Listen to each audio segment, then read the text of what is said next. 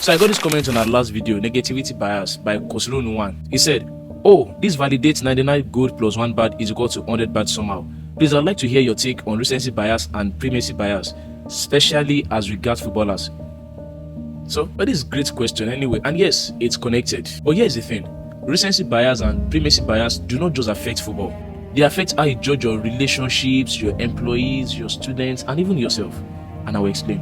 A German psychologist named Hermann Ebbinghaus, I hope I'm pronouncing this right, Hermann Ebbinghaus, he discovered this in the 1880s through memory studies. He discovered that when people try to remember a list of things, they remember the first items best. This is a primacy effect. He also discovered that they also remember the last things best. That's the recency effect. The items in the middle, completely forgotten. The primacy effect happens because first-time experience gets stored in the long-term memory, since we get to think about them more. The recency effect happens because last experiences are still fresh in our minds. Now let me show you how this shows up everywhere. Primacy bias means the first thing you see about someone becomes a permanent label, even when reality changes. Think about an employee's first day at work. Their first week, very brilliant, they are smart.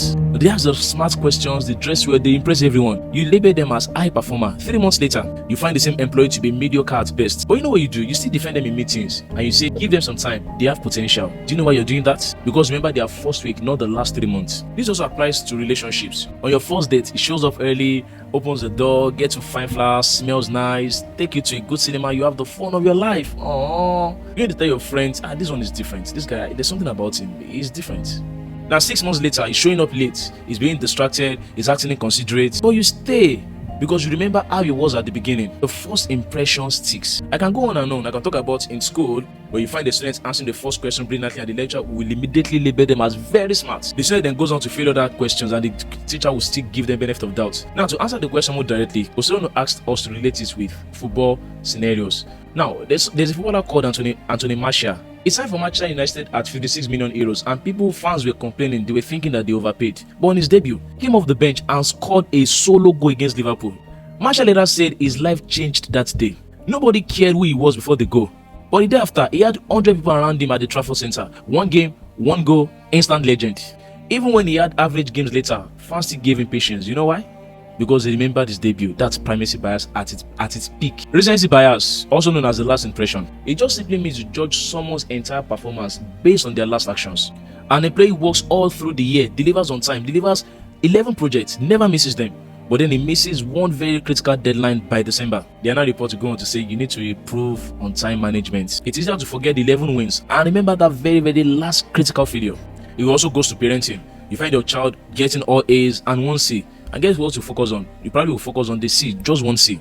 So remember where we're coming from. We started by explaining negativity bias, focusing on the evil or bad compliments rather than the wonderful ones. And then we've talked about the primacy bias. Now this is recency bias now. Now, to apply to football context, in 2019, Luka Modric won the Ballon d'Or after leading Croatia to the World Cup final. But Cristiano Ronaldo scored 41 goals that year and had even better statistics. The World Cup final was in July, and voting happened in November. The recent World Cup performance overshadowed the entire year. Voters remember the last thing they saw, which was the World Cup final, and forgot everything else. That's recency bias. In March 2024, Finidi George was interim coach for Nigerian Super Eagles team, and he led us to beat Ghana 2-1, if you can remember the game. He ended 18 years without victory against the Black Stars of Ghana. The Nigerian fans were celebrating. NFF made him permanent coach in April 2024. Then came 2026 World Cup qualifier. He drew 1-1 with South Africa at home in Uyo, then lost 2-1 to Benin Republic in Abidjan. 2 games, 2 disappointing results. Nigerian fans erupted with massive calls for his sack.